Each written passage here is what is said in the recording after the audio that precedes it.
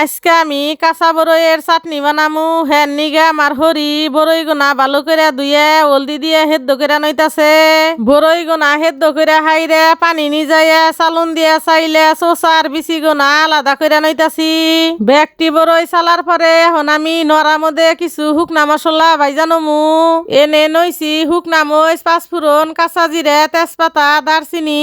শুকনা মশলা গোনা ভাইজা হেরা আমি চিনি শিরা বানায় নইতাছি।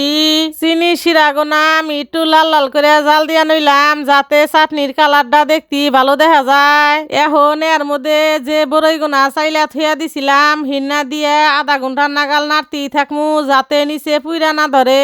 বরই গোনা বলো খাওয়ার পরে এর মধ্যে স্বাদ মতো নুন আর মরিচের গুঁড়া দিয়ে দিলাম, তাই চাটনিটা খাইতে টক জাল মিষ্টি নাকবো। প্রথমে আমি যে মশলা গোনা ভাইজা থইছিলাম হিন্না আমার হরি পাড়ায় ফাঁকি করে দিতাছে। বরই গোনা জাল দিয়ে একবারে আধা আধা বানায় হালাইয়া দিছি। এখন এর মধ্যে ওই ফাঁকি গোনা দিয়ে ভালো করে নাইডা ছেড়ে মিশে নামে হালামু। যে প্লেটের মধ্যে আমি চাটনি গোনা নামামু সেই প্লেটের মধ্যে এদুলা করে সরষের তেল দিয়ে দিলাম যাতে চাটনি গোনা নিচে আটকা না ধরে।